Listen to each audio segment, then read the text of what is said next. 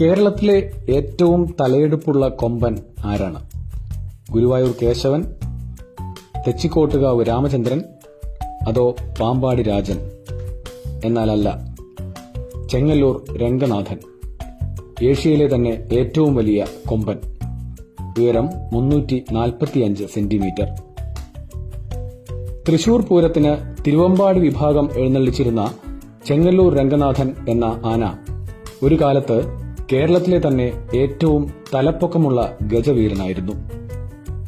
11.5 അടി ഉയരമുണ്ടായിരുന്ന ചെങ്ങല്ലൂർ രംഗനാഥൻ തമിഴ്നാട്ടിലെ ശ്രീരംഗം ക്ഷേത്രത്തിലെ ആനയായിരുന്നു. ക്ഷേത്രത്തിലേക്ക് അഭിഷേക ജലം കൊണ്ടുവരിക എന്നതായിരുന്നു രംഗനാഥന്റെ ജോലി. എന്നാൽ വൻ തലയെടുപ്പുള്ള രംഗനാഥന്റെ ഉയരം ക്ഷേത്രത്തിലെ ഗോപുരം തന്നെ കടക്കാതെ വന്നതോടെ ക്ഷേത്രം ഭാരവാഹികൾ നന്നായി വിഷമിച്ചു. ഒടുവിൽ നിവൃത്തിയില്ലാതെ AD 1905 രംഗനാഥനെ അവർ തൃശൂർ അന്തിക്കാട് ചെങ്ങല്ലൂർ മനയിലെ പരമേശ്വരൻ നമ്പൂതിരിക്ക് വിറ്റു. 5000 രൂപയ്ക്കാണ് വിറ്റത് എന്നും 1500 രൂപയ്ക്കാണ് എന്നും നിലവിൽ വാദമുണ്ട്.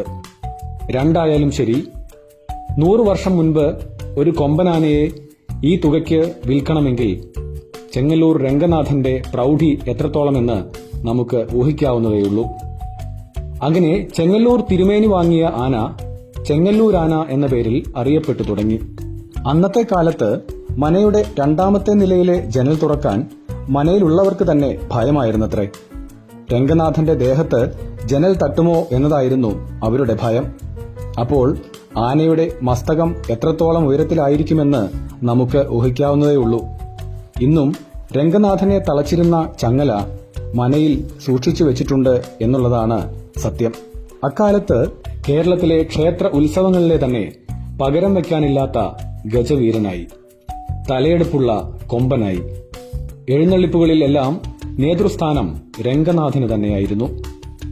ആരോടും അതിക്രമം കാണിച്ചിട്ടില്ല എന്നതാണ് ചെങ്ങല്ലൂർ രംഗനാഥന്റെ ഏറ്റവും വലിയ പ്രത്യേകത. ഒടുവിൽ ആറാട്ടുപുഴ ക്ഷേത്രം എഴുന്നള്ളിപ്പിനിടെ കൂട്ടാനയായ അകവൂർ ഗോവിന്ദന്റെ കുത്തേറ്റ് രംഗനാഥൻ ചെരിഞ്ഞു. ഒരു കാലഘട്ടം മുഴുവൻ തന്റെ പേരിനൊപ്പം കൂട്ടിയ ആ കൊമ്പന്റെ ജീവിതത്തിന് അങ്ങനെ പരിസമാപ്തിയായി. 100 വർഷം മുൻപ് ചെരിഞ്ഞ ചെങ്ങല്ലൂർ രംഗനാഥന്റെ അസ്ഥികൾ ഇന്നും തൃശൂർ മ്യൂസിയത്തിൽ നമുക്ക് കാണാൻ കഴിയും.